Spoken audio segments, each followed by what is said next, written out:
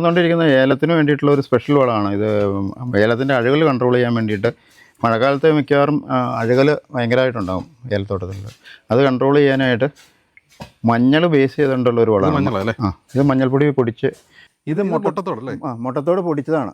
നമ്മൾ മില്ലിലിട്ട് പൊടിച്ചിട്ട് ഇത് അരിച്ചെടുക്കും. അതിൻ്റെ ബാക്കി നൈസ് പൗഡർ ഇടുവാണ്, ഓരോ ലെയറായിട്ട് ഇടും.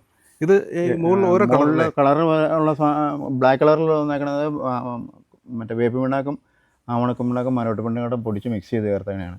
വൈറ്റ് പോർഷൻ നമ്മുടെ എഗ് പൗഡർ, എഗ് മീൽ, പിന്നെയുള്ളത് മുട്ടത്തൊണ്ട് പൊടിച്ച് ചേർക്കും.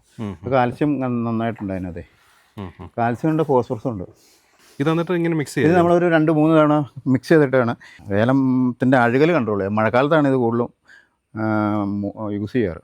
നമുക്ക് ഏലത്തിൻ്റെ വളം മാത്രമേ ഉള്ളൂ ഇവിടെ? ഏലത്തിന് മാത്രമല്ല, ബാക്കി എല്ലാത്തിനും ഉപയോഗിക്കാൻ പറ്റിയ വളങ്ങൾ നമ്മൾ ഉണ്ടാക്കുന്നുണ്ട് ഇവിടെ. ഞാനൊരു ഇത് തെങ്ങ് കാണിച്ചുതരാം. ഈ തെങ്ങ് നമ്മൾ വച്ച് 2.5 വർഷം ആയിട്ടുള്ളൂ.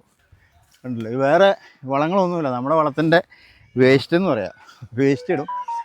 ആദ്യത്തെ കൊലകളുണ്ടായ തേങ്ങയാണ്. 6 ഉണ്ടെന്ന് എനിക്ക് 2, 4, 6 തേങ്ങ.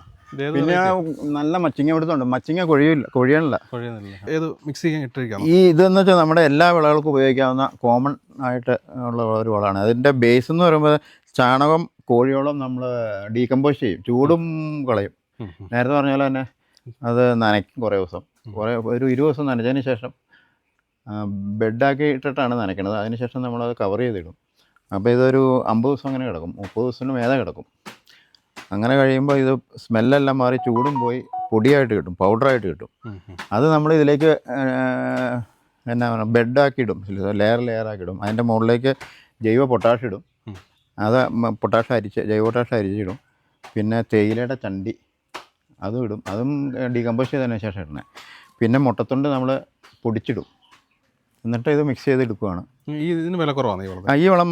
എല്ലാ കപ്പയ്ക്കും എല്ലാത്തിനും നല്ലതാണ്. തെങ്ങ്, കപ്പ, നെൽകൃഷി നന്നായിട്ട് പോകുന്നുണ്ട്. പിന്നെ മരച്ചീനി, കപ്പടം പോകുന്നുണ്ട്. പൈനാപ്പിൾ കർഷകർ ഉപയോഗിക്കുന്നുണ്ട്. ഈ ഫ്രൂട്ട് പ്ലാന്റിനൊക്കെ ഫ്രൂട്ട് പ്ലാന്റ്, റംബൂട്ടാൻ, മറ്റേ അങ്ങനെയുള്ള അവക്കട, അങ്ങനെയുള്ള എല്ലാത്തിനും പോകും. ഇതിന് കുറച്ച് വില കുറവാണ്. ഇതിന് കുറച്ച് വില കുറവുണ്ട് ഇതിന്.